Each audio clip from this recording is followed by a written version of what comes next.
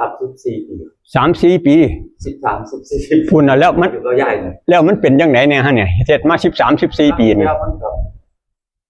มันออกนอกรูข้างกับรูอยู่กูมันก็เอากลับมาบ่ได้ผมมีแต่ยางมันก็เอากลับมาบริกรรมบัดเนี่ยมันออกไปก็เอามาบริกรรมเพื่อเขาแล้วเฮ็ดนอกเหนือจากบริกรรมเนี่ยบ่ครับผมมีแต่เดินจงกรมทางบ่ได้บ่เดินจงกรมนี่เฮ็ดจังไดก็บริกรรมอย่างเดียวนี่บ่ก็มันก็รู้จักว่ามันพาไปนะก็พูดเพิ่นบอกนะนั่นแหละก็หัวก็พูดนั่นแหละก็พูดอันนี้มันได้แค่สมถะเท่านั้นล่ะเฮาได้แต่ความสงบไปจังว่ามันคือหินทับหญ้าได้ความสงบอยู่ซ้ำนั่นล่ะบัดนี้ก็เขาบอกว่าถูกหูก็อีกล่ะฉิวกุ๊บเพิ่นออกหูคือเก่าหั่นล่ะเดือดปึ๊ดอย่างนั้นยังบ่ฮู้ว่าเจ้าของเดือดอยู่ยังก็ยังไปนำเขาอยู่ทุกวันไหนก็ไปดันดูร่างไปอยู่นั่นนั่นย้อนมันบ่มีสติก็ยังว่ามันได้มีสติมาแต่ใจคันมีสติเจ้าเฮ็ดมา13 ปีเจ้าก็บ่เป็นจังซี่เจ้าก็ต้องทันแล้วคนมันเจียดขึ้นมานี่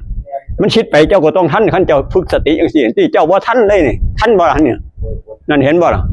บ่ว่า13 ปีให้50 ปีเลยบ่เฮ็ดจังซี่นะอยู่ซ้ำนั่นล่ะตายคาหันมันบ่แม่นจังได๋เฮ็ดมาพอแห้งแล้วนี่เฮ็ดเป็นมาพอแห้งแล้วสงบมาตั้งแต่บ่ทันบวชพุ่นฮอดอัปปนาสมาธิแต่บ่ทันบวชพุ่นน่ะก็ไผว่าโคหูก็เครียดคือเก่ามันได้ค่อยความสงบมันหินทับหญ้าก็ยังว่าแค่หินทับหญ้าเอาหินออกหญ้าให้งามขึ้นกว่าเก่าอีกมันไปกดไปคมไว้ซื่อๆนั่นน่ะคือเฮ็ดเฮากดบักเผากดฟุตบอลลงใส่น้ำเนี่ยมันก็ดอนปึ้งขึ้นมาซั่นน่ะมันกดไว้มันบ่ตายเนี่ยคันมีสติฝึกสติไปสิมันบ่แม่นกดได้ตายไปพร้อมอ่อนหยวบไปพร้อมกันเลยกิเลสน่ะพอมันทันเด้มันสติมันคิดไปกูเอามาหูตัวคิดไปกูเอามาหูตัวมันบ่ได้ไปน้ำมันอันนี้เฮาปล่อยเป็นไหลไปจักตั้งแต่ตื่นนอนมามันบ่แม่นไปน้ำมันเบิดมื้อบ่นั่นเห็นบ่ล่ะแล้วเจ้าก็อยู่เฮ็ดจังเฉพาะเอานางจงกรมฮะเนี่ยนั่นก็ซ้ำนั้นแล้วมันก็เจ้าคือเจ้ากินเขานี่แล้วเจ้ามื้อนี้มันก็กินคำนึง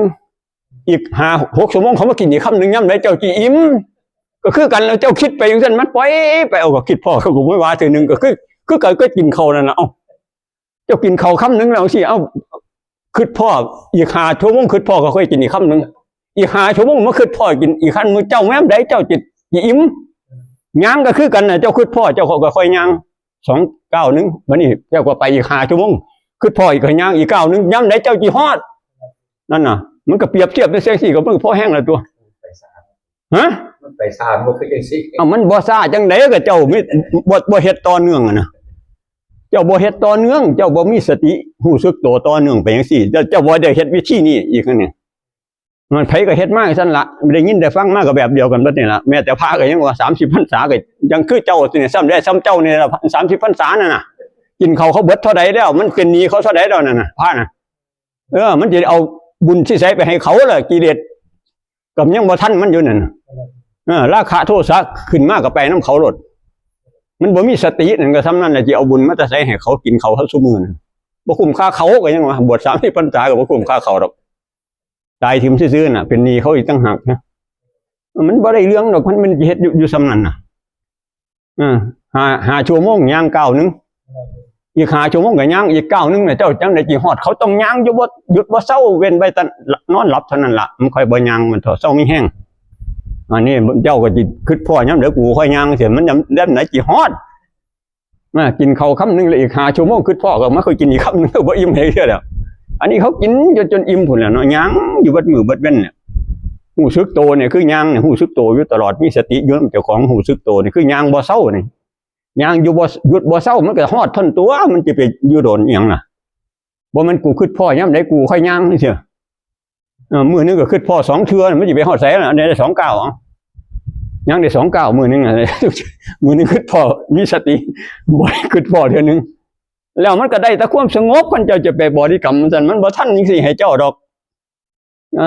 ก็สงบแล้วเจ้าก็พอใจอยู่ในความสงบน่ะเขาบอกบ่ถูกใจนั่นเจ้าก็เครียดคือเขาเนี่ยมันบ่ทันความคิดบ่ทันความเครียดคือเขานั่นน่ะมันบ่ได้หยังดอกซำนั้นเฮ็ดซำนั้นล่ะมันเป็นซำนั้นน่ะจนตายน่ะตายฆ่ากันไปใช้บ่ได้ดอกเนี่ยเขาว่าไปบ่เป็นเฮ็ดบ่ถูกวิธีแล้วมันไปบ่เป็นถ้าแม้แต่พระบ่ว่าแต่โยมเนาะ บวชจนตายค่าผ่าเหลืองบ่เป็นให้ดอกกันสิไปเฮ็ดซำนั้นบ่เป็นคือพ่อกูค่อยบริกรรมบริกรรมก็มันก็บ่พอสิสงบสิรวมให้ดอกมันลงร่วมก็ไปติดอยู่หั่นอีกละนะยังไปเห็นนิมิตยังเป็นบ้าต่อไปก็สิล้ามโซไปอีกมันก็จะเกิดเป็นนั่นเป็นนี่ไปแล้วนะเกิดเป็นญาติอยู่หั่นมีหั่นนำหากันอยู่หั่นบ่ได้ภาวนาก็ตายค่าหั่นอีกมันเฮ็ดให้หลงเบิดนั่นแหละของหมู่นั่นน่ะมันบ่มีสติมันออกนอกทรงจิตออกนอกเบิดนั่นไปเห็นนั่นเห็นนี่คือออกนอกเด่นมีแต่บ้าต่อไปมีแต่ล้ามโซได้กินยาน่ะบ่แม่นน้อยๆพระนี่ได้กินยาฮอดมื้อตายเลยยาต้องเสียไปส่งเขาโรงพยาบาลบ้าพุ่นมันออกนอกที่ออกเข้าแล้วที่โรงพยาบาลแล้วต้องขึ้นแบบอันนี้ให้แล้วมันดอกเตอร์บุญเราไปเงินพรรษาไหมครับไปจำพรรษาอยู่ในธรรมจ่ายค่าได้หันครับผมนั่นแหละครับแต่ถูกครับมันบ่เป็นจังซั่นเนี่ยเพราะว่ามันออกนอกมันไปไสบ่ได้ดอกมันทรงจิตออกนอกมันสติบ่อยู่นำเจ้าของน่ะพอเห็นอีหยังมันก็ไปนำแล้วเห็นหยังก็ไปได้ยินเสียงก็ไปนำเสียงตาเห็นรูปก็ไปนำรูปเบิดออกนอกอย่างเดียวมันบ่อยู่ทางในมันสิเอาอีหยังมาได้มรรคได้ผลมาแต่ไสมีแต่เป็นสิเอาซื้อโซไว้มาค่อยลามเท่านั้นแหละมันเป็นบ้าครับมันทรงคิดออกนอกให้มันหูอยู่ทางในสิมันบ่บ้าแล้วมีแต่หายบ้าเนี่ยหูอยู่น้ำเจ้าของตลอดเนี่ยครับผมหายบ้าโลภบ้าโกรธบ้าหลงก็หายเบิดบ้ากิเลสตัณหามานะทิฏฐิมันหายเบิดเนี่ยคันมีสติหูโตอยู่น้ำเจ้าของมันคิดไปไสก็หูท่านเนี่ยมันบ่ไปน้ำความคิดเนี่ยมันที่มันบ้าเพราะมันไปน้ำความคิดครับเห็นนิมิตก็ไปน้ำนิมิตนี่ไปเห็นนั่นเห็นนี่ก็ไปพาไปไสก็ไปเบิดครับนั่นมันเป็นสั้นมันออกนอกมันบ่หูอยู่ทางในอย่างสิอันนี้มันบ่บ้าแล้วมีแต่หายบ้านี่นั่งโดนๆก็เป็นภาพร้อนภาพยังไปทั่วแล้วก็สารพัดเนี่ยอันละว่าอยู่ผู้เดียวได้ยินเสียงทั้งหูอย่างสั้นอย่างสี่แววเดี๋ยวก็ให้บอกให้ไปผูกข้อตายเนี่ยสารพัดผูกข้อตายก็ไหลกันแม่นอยู่ดอกครับวันนี้ผมนั่นแหละมันออกนอกมันบ่มีสตินั่นน่ะคนบ่มีสติมันเฮ็ดบ่ถูกทางเพิ่นก็บอกแล้วมีสติไปในกายนั่นน่ะครับอันนี้มันบ่อยู่ในกายมันออกนอกได้ยินเสียงก็ไปน้ำเสียงหูสั้นทีนี่ได้ยินเสียงน่ะตาเห็นรูปตาเลือกโคกโลคนโลดมันไปออกนอกเบิดมันบ่อยู่ทางในมันบ่เอากลับมานั่นแหละมันสิได้หยังก็ได้แต่เดี๋ยวก็เป็นบ้านั่นล่ะได้ส่งโรงพยาบาลบ้านั่นล่ะคันเฮ็ดจังซี่บ่บ้ามีแต่สิหายบ้าเนี่ยอยู่นำเจ้าของเบิดมือเนี่ยเอามันไปเอากลับมาอย่าไปนำมันความคิดเนี่ยอันนี้มันบ้ามันก็ทุกข์ไปย้อนไปนำความคิดนี่ล่ะครับมันคิดไปไสก็ไปน้ำมันความคิดน่ะมันตัวได้เบิดมือก็ยังวะมันก็เสียมันเบิดมือเลยมันตัวมาจะกลับจะกันแล้วมันความคิดเนี่ยตามมึงดูตัวเดี๋ยวนี้มันก็เสียเดี๋ยวนี้คิดขึ้นมากับปั๊บไอ้มันเผาหลดเครียดขึ้นมาก็เครียดไปน้ำมันหลดเนี่ยนั่นน่ะคนบ่มีสติมันบ่มีความรู้สึกตัวนะมันฆ่าตะบอดีกรรมเอาอยู่หั่นมันซ้ำนั่นล่ะเฮ็ดจังซี่น่ะมันก็สิยากอีหยังล่ะมันเฮ็ดได้เบิดมื้อนี่มันบ่เห็นตรงไหนนั่งหลับตาเลยอันนี้ค่อยตะกี้หลับตาค่อยว่าภาวนาครับหลับตาก็เฮ็ดงานให้กิเลสบ่ดีกรรมมาดึกมาพูนแบบไปอีกแบบไปอีกแล้วอยู่หั่นเครียดกัดแขวกอดขึ้นมานั่งหลับตาบ่ดีกรรมอยู่ก็ได้แต่ว่าไปแต่ยามใดเครียดยามใดยังบ่ฮู้โตเจ้าของอยู่ครับเฮ็ดภาวนาเพราะว่านั่งชั่วโมงมึงมันสิอยู่ได้เพราะ5นาทีบ่อยู่ดอกบ่ได้ผมบ่ได้ดอกผมห้องอยู่บริกรรมที่มึนขาเป็นเชียงไปได้มึนไปเบิดปวดทอดหลังแบบนี้โอ้นั่นแล้วก็เจ้าเฮาก็ไปเฮ็ดแต่ตอนหลับตาตอนบ่หลับตามีเวลาเบิดมื้อเบิดเว้นบ่พากันเฮ็ดครับมีแต่ให้กิเลสจูงดังไปเวลามีบ่อึดบ่อยากบ่เฮ็ดไปเฮ็ดให้กิเลสจูงดังไปอยู่เบิดมื้อเบิดฮอดเวลาคนมานั่งบริกรรมอยู่จังซี่บัดเวลาบ่หลับตาเพิ่นบ่ภาวนาไม่เวลาแห่งหลายตัวตอนบ่หลับตาแห่งหลายตัวเวลามันคือหลายคือบ่เฮ็ดคือบ่ภาวนาแม่นครับผมนั่นล่ะมันเสียเวลาย้อนเอาไปส่งแล่นไปน้ำความคิดนั่นล่ะให้เขาจูงดังไปนั่นเสียเวลาย้อนไปเป็นชีคารับใช้เขาจูงดังไปนั่นทางในระบบอยู่ออกแต่ทางนอกอย่างเดียวเอากลับเข้ามาซั่นตัวมันออกไปก็เอามาที่ละฮู้สึกโตอยู่กับเจ้าของติเฮ็ดหยังอยู่กับหูสึกโตอยู่นำเจ้าของแวบไปอีกเอามาฮู้สึกโตอยู่นำเจ้าของเฮ็ดหยังอยู่กับหูย่างอยู่กับหูเจ้าของย่างมันแวบไปอีกก็กลับมาหูว่าย่างอยู่นี่ให้มันอยู่นำเจ้าของนี่ ให้มันอยู่ในบ้านนี่อย่าให้มันออกนอกบ้านอยู่ในบ้านกลับเข้าบ้านนะดึงเข้าบ้านอย่างเดียวคันมันง่วมันกล้วยกระตุกเสือกเอามาให้มันดังขาดเบิดเพ้อเว่อขึ้นรถเสียง ครับ มันมักคือมักออกไปเท่ากระตุกให้มันเสียกถาบมันเปียงมันก็อีไปดีเอาซั่นมันคือบ่อยู่ มันคือบ่อยากอยู่บ้านอยู่เฮียนมึงเดี๋ยวนี้ว่าซั่นบางซั่นแล้วก็ต้องเอาจังซั่นเนี่ยนั่นจะไปเนี่ยก็ตามใจมันเบิดกิเลสจูงดังไปใส่ก็ไปจุตามใจมันเบิดทุกสิ่งทุกอย่างจนเคยโตบัดนี้ไผไม่เว้าคัดหูคัดใจเนี่ยก็บ่ได้ค่อยจะเครียดบัดนี้ ครับ นั่นน่ะเป็นขี้ขาเขาปานนั้นก็ยังบ่ฮู้ตัวว่าเจ้าของเป็นขี้ขาเขายังทุกข์สิตายบัดนั้นก็ยังรับหูรับตาไปนำเขาอยู่ก็สิโง่ไปเฮาไสสิเป็นขี้ขารับใช้เขาไปเฮาไสเด้อ ครับถูกต้องนะครับ เป็นขี้ขาเป็นแต่มันบ่เข็ดบ่ลาบการเป็นขี้ขาเขาน่ะมันสุขกับใครติไปแล้วก็สนุกสนานมวนเพิ่นกันมันไปก็กลับมาก็ทุกข์เครียดก็หน้าดำหน้าแดงวันนั้นก็ยังพอใจเครียดยังพอใจไปให้เป็นขี้ขาให้เขาสับเขาเขกอยู่ก็เห็นทุกข์เห็นโทษมันก็ว่าไปซะแล้วก็ต่อสู้ขัดขืนมันจูงไปเฮาก็เอากลับมาจูงไปก็เอากลับมาเนี่ยบ่เนี่ยจูงจนดังขาดก็ยังบ่ฮู้เมียคิงอยู่จนจังน้อยอยู่บ่มีดังหันใจเลยเขาจูงดังขาดเบิดดังวื้อเบิด มันบ่แม่นง้อมันกล้วยมันจะให้เขาจูงไปยังกระดอกกระเดี่ยซะล่ะ นอนอยู่ยังเสด็จไม่เครียดด้วยติปู เอ้าบ่เครียดจังได๋นั่งหลับตาบริกรรมอยู่ก็ยังเครียดได้เนาะจักว่าไปเครียดแต่หึงก็ยังว่ากัดแขวกอดอยู่บริกรรมไปก็เครียดหลายเนี่ยกัดโชว์ไปว่ามัน โอ้ยหามเอ้ยกูตี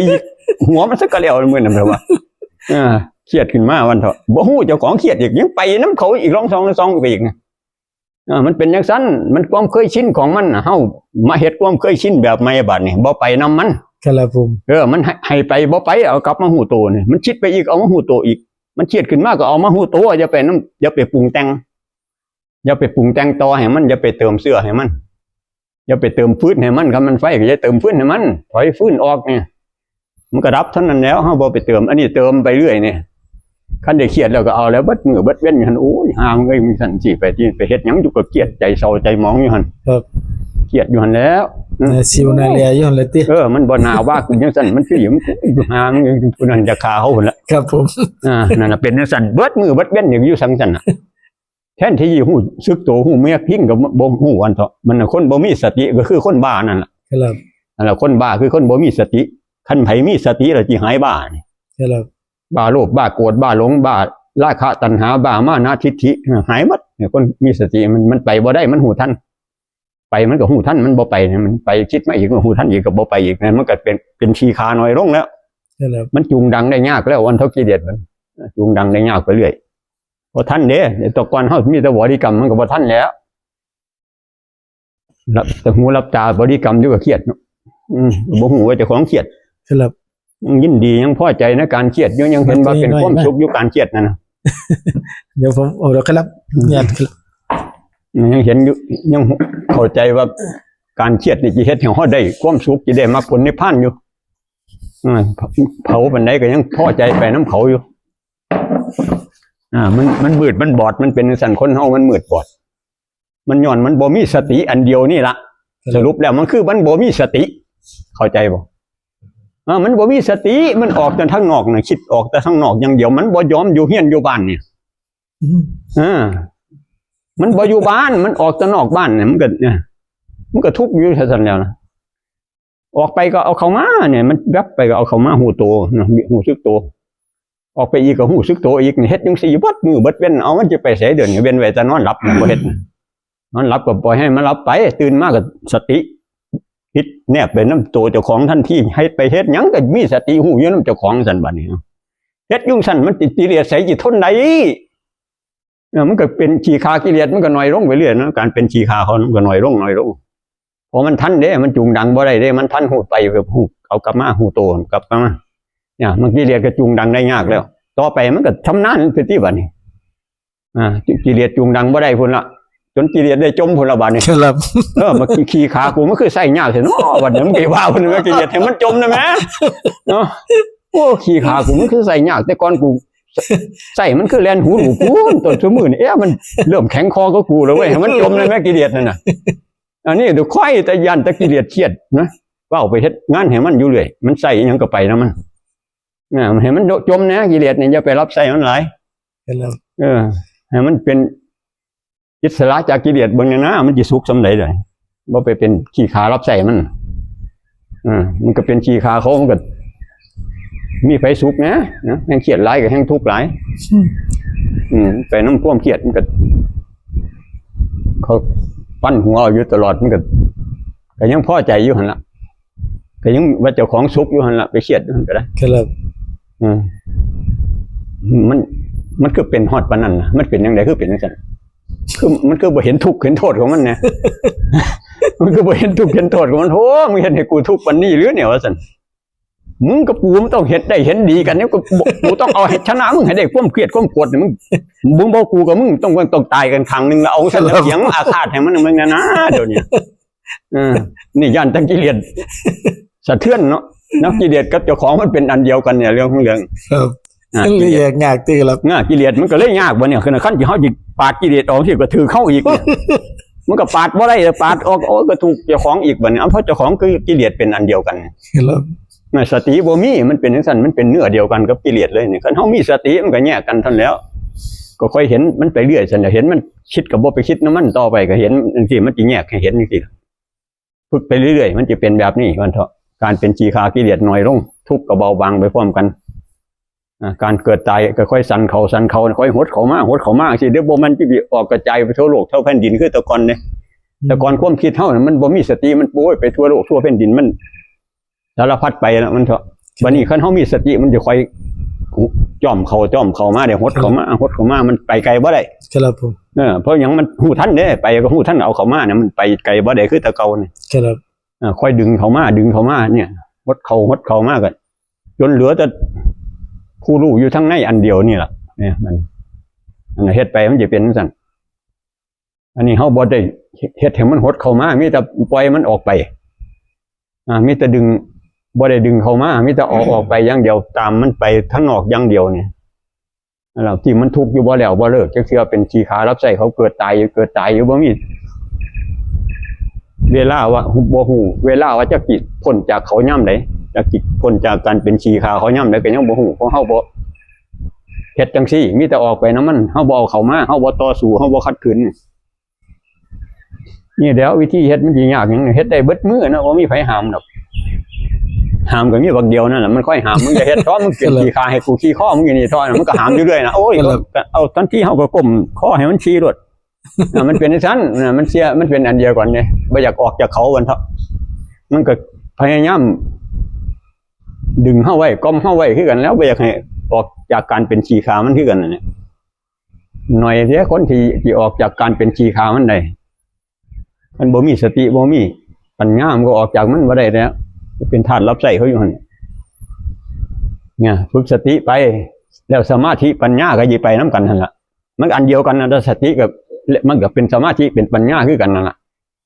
เป็นอันเดียวกันมันต่อไปมันกลมกลืนเป็นอันเดียวกันเลยสติสมาธิปัญญามันบ่แม่นว่าจิตมันนั่นแต่ที่แรกจังซี่ล่ะก็ต้อง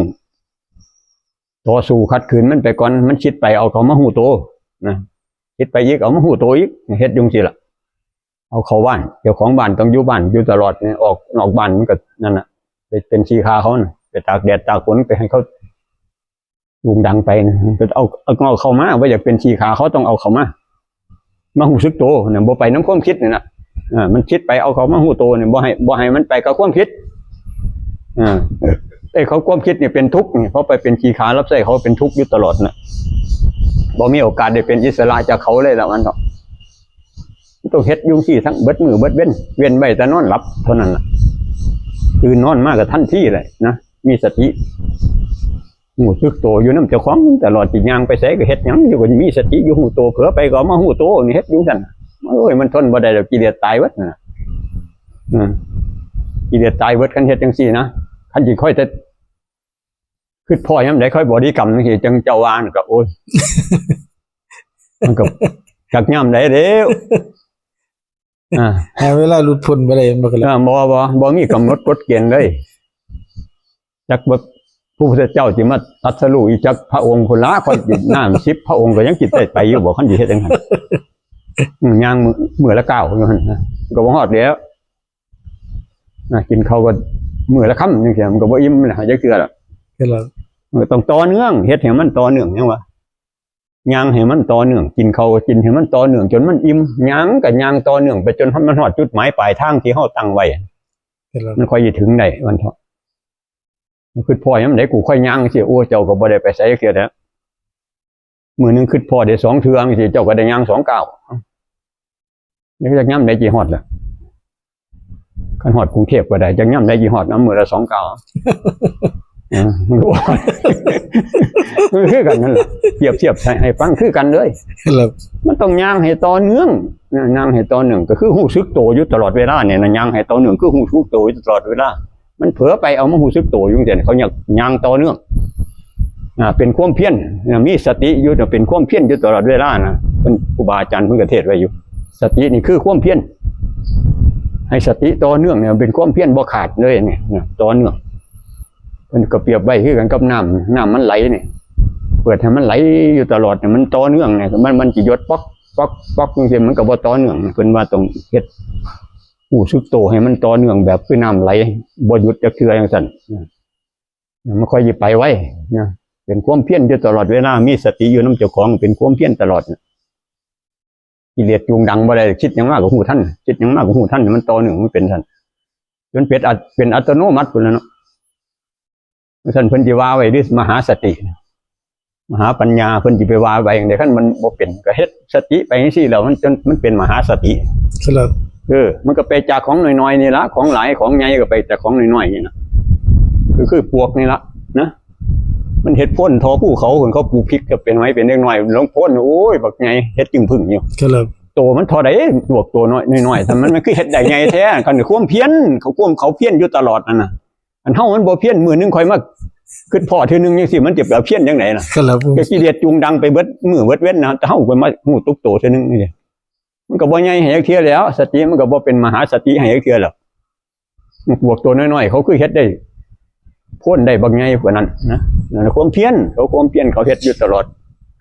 บ่มียามเว้นยามคืนเขาก็เฮ็ดของเขาอยู่หั่นจังซั่นน่ะมันก็ใหญ่เองมันเพื่อไปจากของน้อยๆแล้วของใหญ่น่ะมันบ่มันจิบมาใหญ่จงเฮ็ดจึงพึ่งทีเดียวเราจะพ้นก็ได้บวกมันก็ว่ามันจะเฮ็ดใหญ่ได้ทีเดียวมันก็เฮ็ดไปอยู่บ่หยุดบ่เศร้ามันก็ใหญ่เองนั่นน่ะน้องๆผู้เขาพุ่นนั่นล่ะความเพียรเฮ็ดต่อเนื่องนั่นเฮ็ดให้มันต่อเนื่องจังซั่น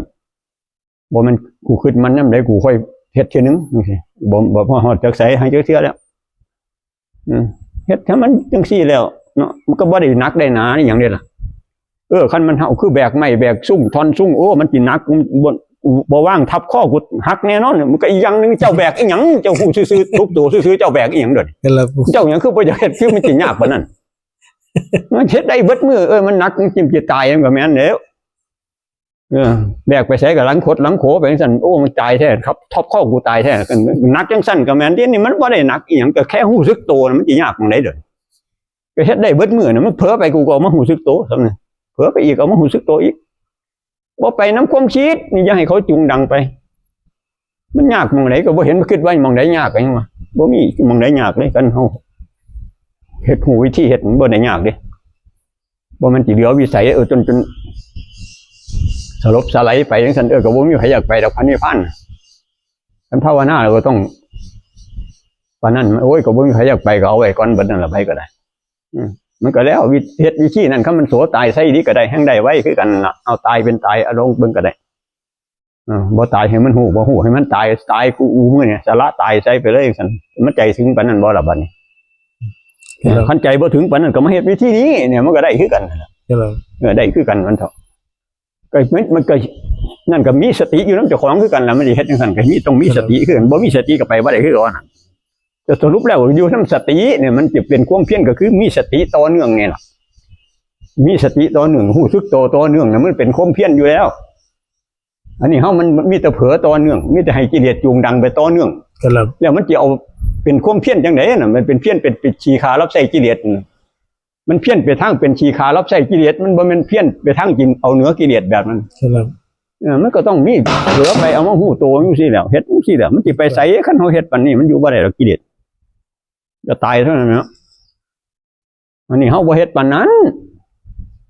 คือพ่อยามใดก็ค่อยเฮ็ดจังซี่ มันก็เขาทางกิเลสเบิดเนี่ยเขาทางกิเลสเบิดแพ้เขาตั้งแต่บ่ทันขึ้นเวทีครับมันนั่งเมื่อยก็ได้บ่ทันได้ขึ้นเวทีในหยังก็แพ้แล้วมันสกติครับมันบ่ได้แพ้เนี่ยมันฝึกซ้อมไปจังซี่ละนะต่อไปมันจะได้ใช้มือจิตายนะมือเจ้าจิตายมือเจ้าทุกข์หลายๆขึ้นมานั่นเจ้าป่วยหนักๆขึ้นมาเนี่ยเจ้าบ่มีสติเนี่ยเอาลูกกูอยู่ไสหลานกูอยู่ไสไผสิมาเบิ่งบักนั่นคือบ่มาเบิ่งกูอีนั่นคือบ่มาเบิ่งกูไปละออกนอกบ่ได้นั่นครับผมมันไปบ่ดีแล้วใจเศร้าหมองแล้วทุกขติเป็นที่หวังเพิ่นว่าครับอันนี้โอ้ยบ่ได้สอนไผสิเบิ่งบ่เบิ่งก็มันนั่นแล้วฝึกเฮ็ดมาพอแห้งแล้วหูมาพอแห้งแล้วมันสิต้องตายนะโอ้โหตะกอนสิตายแล้วครับบ่ได้โรคสะท้านวันไหวแล้วมันเป็นของธรรมดาธรรมชาติของเขาบ่ได้ทุกสะท้านวันไหวอันเถาะนั่นคนบ่ได้เฮ็ดบางสิ่งแบบนั้นแล้วทุกมันบีบเข้ามาก็บ่มีแล้วสตินี่ห้องอดห้องโอยได้มัดแขนมัดขาติดเตียงไว้หั่นเข้าห้อง ICU จะก็สายอีหยังแน่แล้วป่านนั้นก็ยังตายอยู่ขนาดเครื่องมือพร้อมอุปกรณ์พร้อมมันก็ยังตายอยู่แล้วเจ้าของก็ยังบ่อยากตายอยู่หั่นล่ะอันเถาะเดี๋ยวมันก็มาเกิดอีกคือเก่ามันก็ตายตั้งแต่สลายเป็นตั้งแต่ธาตุ4นี่ล่ะไอ้นั่นมันก็มาเกิดคือเก่าหั่นล่ะมันย่านตายปานนี้ก็มาเกิดคือเก่าครับผมกิเลสมันมีอยู่มันมีเชื่ออยู่มันก็มาเกิดขึ้นก่อนบ่อยากเกิดนี่นะก็เฮ็ดจังหวะไปนี่นะจนท่านความคิดมันคิดมากบ่ไปน้ำความคิดมันเครียดมากบ่ไปเครียดน้ำมันเห็นมันเครียดเห็นมันคิดไปก็บ่ไปเป็นเยี่ยงน้ำมันแล้วก็สบายเท่านั้นเบาไปแล้วเนี่ยหูท่านอย่างสี่ก็เบาแล้วขนาดกิเลสยังมีอยู่ไปเบาแล้วดิครับมันคิดก็บ่ไปน้ำความคิดมันเครียดก็บ่ไปน้ำความเครียดเห็นมันคิดเห็นมันเครียดเห็นบ่ไปน้ำมันเนี่ยมันก็เบาไปตัวตนหน่อยลงอุปทานก็ก็ยึดมันถือมันว่าเป็นตัวเป็นตนมันก็จางออกบัดนะไข้ออกจางออกบ่ได้สถานวันไหวนะเนี่ยค่อยทำไล่ไปเรื่อยอย่างสี่แล้วหูท่านไปเรื่อยสันเขาเรื่อยหลุดพวกไปทันตัวตรงเนี่ยล้นควรปุ๊บหลุดนะถ้ามันหมักใหม่หมักไรก็ง่อมจัดก็ล้นควรหลุดนะมันเป็นเองมันล้นควรเองนะเขาเป็นเองดอกเขาเฮ็ดเหตุนี่ให้มันพ่อนะมันผลมันเกิดเองว่ามันอยากได้แต่ผลเห็นว่าเฮ็ดเหตุมันเป็นไปว่าได้ดอกเหตุน้อยมันก็ได้น้อยแล้วคือพ่อทีนึงค่อยบริกรรมทีนึงเนี่ยมือนึงบริกรรม2 เทื่อเสียมันก็เหตุมันน้อยมันก็บ่เกิดผลให้ครับเหตุอยู่วัดมือเนี่ยเอาวัดมือวัดเว้นมันก็เหตุมันหลายผลมันก็หลายไปน้ำกันหั่นน่ะอยู่น้ำการเหตุของเฮาพี่แล้วมันบ่อยู่น้ำไผเด้พระนิพพานก็อยู่น้ำเจ้าของนอนเฝ้าอยู่ผมบ่เห็นครับก็อยู่ในกายในใจเฮานี่หูกายก็เข้าไปหาจิตนั่นมันบ่หลงกายหลงจิตแล้วมันก็บ่ต้องถามหาดอกพระนิพพานบ่หลงอันไหนก็บ่มีเฮาจักอย่างมันจะไปถามหาหยัง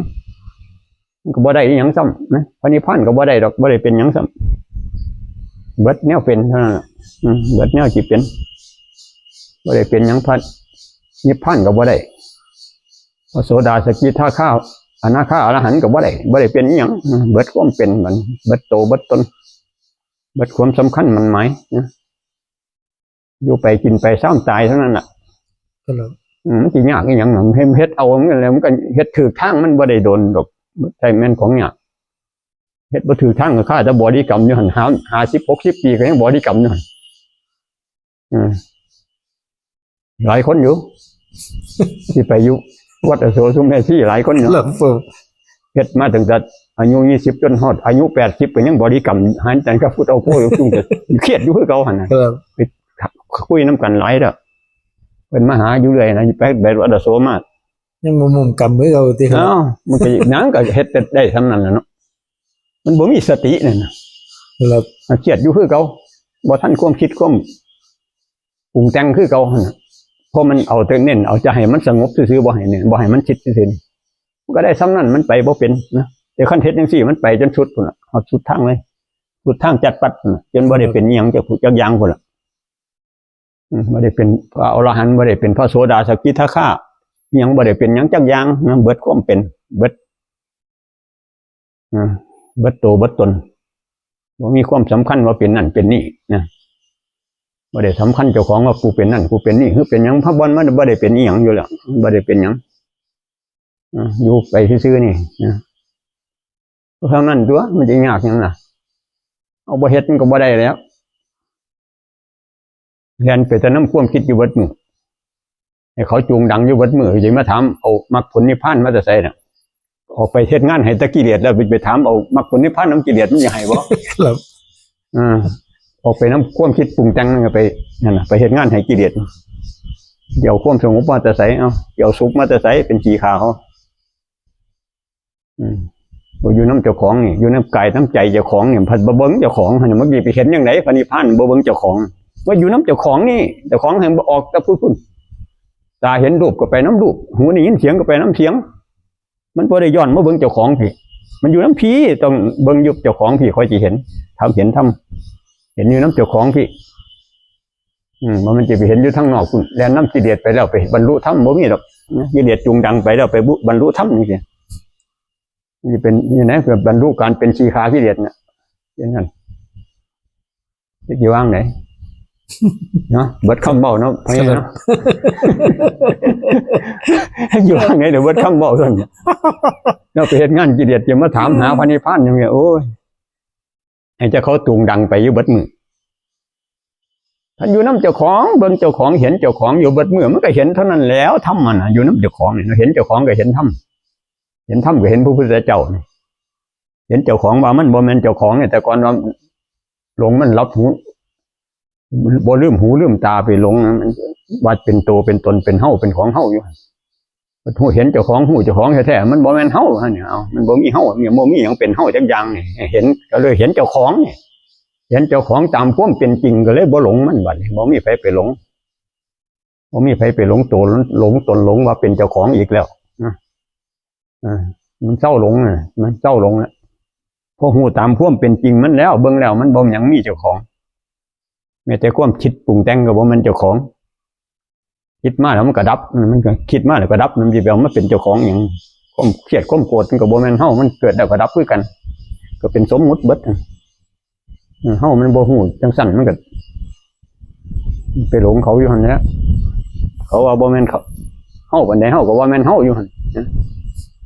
มันสิตายวันนี้ก็บ่อยากให้มันตายว่าเป็นของเฮาอยู่กอดไว้อยู่หั่นบ่อยากแก่อยากเจ็บอยากตายมีแต่อยากเกิดก็บ่พ้นจากทุกข์ให้เทื่อแหละเบิ่งเจ้าของก็ยิงหูเจ้าของเองน่ะมันก็สิเศร้าหลงเจ้าของน่ะมันฮู้จักเจ้าของแล้วมันจะเศร้าหลงเบิดมันบ่หลงเฮาแล้วมันก็บ่หลงคนอื่นเบิดนั่นละบัดนี้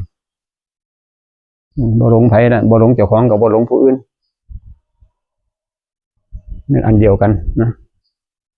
กิเลสก็ตัวเดียวกันหลงหูเจ้าของผู้เดียวแล้วก็หูเบิดก็บ่ไปหลงไผอีกนั่นบ่ได้มาหลงเกิดหลงตายอีกเท่านั้นน่ะเบิ่งเจ้าของให้มันหูมันเห็นตามความเป็นจริงของมันมันก็บ่มีเฮาเท่านั้นล่ะคิดเบิดมื้อก็บ่มีเฮาอยู่ในความคิดบัดนี้หยุดการปรุงแต่งมันว่าคิดเบิดมื้อแห่งบ่มีเฮาอยู่ในความคิดบ่มีเจ้าของเป็นความคิดล้วนๆบ่มีเจ้าของบ่มีไผไปเป็นเจ้าของความคิดความปรุงความแต่งเบิดมื้อบ่มีไผเป็นเจ้าของมันหยุดคิดหยุดการปรุงแต่งมันก็เท่านั้นแหละคิดเบิดมื้อคือเก่าน่ะความคิดแห่งบ่มีเจ้าของครับบ่มีเลยบ่มีไผไปสุขไปทุกข์กับความคิดอันนั้นมันเป็นอิสระจากกันเป็นอิสระจากความคิดเป็นอิสระจากการปรุงการแต่งบ่มีเจ้าของเป็นสังขารล้วนๆเป็นความคิดล้วนๆบ่มีไผไปยึดถือว่าเป็นเจ้าของคือเก่าดังนั้นแล้วก็อยู่ไปอยู่ไสก็บ่มีปัญหาแหละคิดเบิดมื้อมันก็บ่มีไผไปทุกข์กับความคิดเพราะมันบ่มีเจ้าของบ่มีไผเข้าไปเป็นเจ้าของมันกายอันนี้ก็บ่มีใครเข้าไปเป็นเจ้าของมันอยู่นํกันซื่อๆทั้งบ่แม่นมีไผเป็นเจ้าของอยู่นํกันรักษากันไปซื่อๆครับตามหอดมือตายนะซ้ำนั้นอย่าเอาหยังกับมันเพราะเป็นจังซั่นเฮาไปหลงเขาบ่เคยหลงเฮาจักเทื่อกายอันนี้เขาบ่เคยหลงเฮาความคิดเขาก็บ่เคยหลงเฮาว่าเป็นเฮาจักเทื่อพอเกิดแล้วดับคิดเรื่องนี้แล้วก็ดับก็คิดเรื่องไหนแล้วก็ดับอยู่หั่นนะแต่เฮาว่าเป็นเฮาบ่เฮาบ่ทันความคิดเพราะเฮาบ่มีสติเฮาบ่มีสติเฮาบ่ฝึกสติบ่มีความรู้สึกตัวมันก็เป็นซั่นแหละจักอิหยังกินยากมันบ่มีหยังยากดอกคันเฮ็ดถูกวิธีแล้วมันก็บ่ยาก ของยากก็เป็นของง่ายเฮ็ดบ่ถูกวิธีก็อยู่หั่นแล้วบริกรรมอยู่หั่น50 ปีก็ยังรับหูรับตาบริกรรมมันก็สิได้อิหยังก็ได้แต่ความสงบนั่นล่ะบ่ทันความคิดบ่ทันความเครียดคือเขามีหยังถามบ่ว่าเนี่ยพ่อใหญ่เปิดให้ถามถามก็ยังเต็มอันใดสงสัยอันไหนกันเดี๋ยวกลับไปบ้านโอ้ยลืมถามเพิ่นอันนี้ปฏิวัติอีกล่ะบ่อยากเกิดเป็นคนเฮ็ดจังได๋ถามเอาตัวมันทุกข์มันยากลืมถามเพิ่นตอนอยู่หั่นของนั้นเพิ่นลืมถามไปไว้ล่ะเอาถามหน่อยเฮ็ดจังได๋ฮู้สึกโตก็บ่มีหยังสงสัยนำวิธีฮู้สึกโตนี่อันน่ะมันที่เฮาไปเครียดก็ย้อนเฮาบ่ฮู้สึกโตเด้ครับมันเผลอไปนำไปเครียดลมสูบติมันบ่ฮู้โตมันบ่มีสตินั่นล่ะครับมันก็เลยเครียดบันดาลโทสะว่าฆ่ากันตายแล้วบันดาลโทสะบ่มีสตินั่นล่ะความโมโหพาตัวตกต่ำนั่นแหละครับผมนั่นแหละคันเฮามีสติมันก็ทันเบิดนั่นล่ะครับเครียดมากก็ฮู้ทันบ่ไปนำมันทันเบิดจังซี่คันมีสติฝึกไปจังซี่ล่ะเหนือไปกิเลสไปเองมันออกไปก็ฮู้จักไม่ถูกเนี่ยก็มันออกไปก็ฮู้จักไว้ฮู้จักไว้นั่นล่ะนั่นล่ะบ่ให้ผมแจ้งนั่นแหละก็เฮ็ดจังซี่ไปเรื่อยๆเดี๋ยวมันสิชำนาญเองมันสิชำนาญเองต่อไปมันก็บ่อยากออกจากบ้านแล้วบัดนี้มันก็ออกบ่บังคับนั่นล่ะให้มันรู้อันละฮู้ซื่อเนี่ยฮู้เอากลับมาฮู้โตมันฮู้โตไปนี่จนเห็นมันคิดพุ่นเด้จนเห็นมันคิดจนเห็นมันโกรธเห็นมันเครียดก็บ่ไปเครียดกับมันเห็นมันคิดก็บ่ไปคิดกับมันมันแยกกันจังซั่นแล้วค่อยๆฮู้ซื่อๆบัดนี้เห็นกายนี่เห็นกายร่างกายเฮาย่างไปเฮ็ดนั่นย่างไปเฮ็ดนี่มันสิมีคนเห็นอยู่ผู้นึงแบบนั้นเขามันแยกกายแยกจิตให้เฮาเบิ่งแล้วแยกให้เห็นแล้วแยกรูปแยกนามให้เห็นจังซี่เฮาค่อยฮู้ซื่อๆมันคิดมากก็ฮู้ซื่อๆบัดนี้มันเครียดก็ฮู้ซื่อๆมันหงุดหงิดบางทีก็ฮู้ซื่อๆมันบ่พอใจเฮาก็ฮู้ซื่อๆคันเฮาเป็นจังซั่นแล้วเฮ็ดทำนี่บัดเฮ็ดจังซี่ตั้งแต่ตื่นนอนจนหลับคือกันมันเป็นตามขั้นตอนต้องเข้าอนุบาล1 2 3ไปก่อนค่อยขึ้นประถมค่อยขึ้นมัธยมค่อยขึ้นมหาวิทยาลัยเป็นที่ละเฮ็ดตามขั้นตอนเข้าไปแบบนี้ครับผมอันดับแรกก็คือหูซึกโตนี่หูซึกโตมันเผลอไปก็เอามาหูโตนี่หูซึกโตอยู่เบิดมื้อจังซี่นั่นล่ะมันก็จิตบ่กระจายไปทั่วโลกทั่วแผ่นดินแล้วความคิดบัดนี้มันสิค่อยเข้ามาหดเข้ามาเด้สติทันไว้เท่าใดมันก็สั่นเข้ามาเท่านั้นเด้ทุกเจ้าก็น้อยลงเท่านั้นคือกันการเกิดตายเจ้าก็สั่นลงคือกันการเป็นชีขารับใช้กิเลสเจ้าก็น้อยลงไปเรื่อยเพราะเจ้าท่านเด้เจ้าบ่ออกไปไกลคือตะเกานี่มันสิแต่ก่อนมันไกลมันนี่ค่อยๆใกล้เข้ามาหดเข้ามามันสิใกล้เข้าหดเข้ามานั่นล่ะมันสิบ่ได้ออกไปปรุงไปแต่งได้ไกลคือตะกอนมันเถอะมันสิค่อยสั่นเข้านี่การเกิดตายก็สั่นลงคือกันทุกข์ก็น้อยลงไปพร้อมกันแล้วการเป็นตัวเป็นตนก็น้อยลงบัดไปน้ำกันเบิดวันเถาะสติดีเท่าไหร่การเกิดตายก็สั่นลงเท่านั้นทุกข์ก็น้อยลงเท่านั้นอยู่ที่สติให้ท่านไว้เท่าไหร่ก็ทุกข์น้อยลงเท่านั้นอยู่ที่สติเฮาให้มันทันอย่าไปน้ำมันความคิดไปเผลอไปเอามาหูตัวเฮ็ดไปจังซี่มันเถาะถ้าท่านความคิดเห็นมันคิดแล้วมันเฮาค่อยหูซื่อๆบัดมันคิดไปก็หูซื่อๆมันพอใจบ่พอใจก็หูซื่อๆอย่าเข้าไปเป็นน้ำมันนั่นเถาะอย่าเข้าไปเป็นพอใจบ่พอใจน้ำมันเฮ็ดทำจิตให้เป็นกลางเพิ่นว่าทำจิตให้เป็นกลางก็คือจังได๋มันเครียดก็บ่ไปน้ำมันฮักก็บ่ไปน้ำมันเนี่ยมันสุขก็บ่ไปน้ำมันทุกข์ก็บ่ไปน้ำมันหูซื่อๆเนี่ยเฮ็ดให้เป็นกลางต่อไปเฮ็ดจังซี่มันก็นั่นล่ะความเป็นตัวตนมันสิจางออกเบิดเพราะเฮาบ่เข้าไปเป็นน้ำมันสุขก็บ่ไปสุขมันทุกข์ก็บ่ไปทุกข์น้ำมันต่อไปมันจะเป็นจังซั่นมันสอบมันบ่สอบก็บ่ไปน้ำมันหูซื่อๆเนี่ยหูก็เข้าไปเป็นนั่นแหละตัวตนมันก็ค่อยจางออกไปเรื่อยเขาเฮ็ดไปจังซี่จนเบิดตัวเบิดตนนั่นจนตัวตนมันเบิดไปมันก็อยู่เบิดของมันเองหรอกมันเต็มแล้วมันยิ้มแล้วมันหูเองยิ้มแล้วมันก็หูเองเต็มแล้วมันเอาหยังไปใส่มันก็บ่เข้าแล้วล่ะมันก็หูเจ้าของเองน่ะมันล้นควรเอง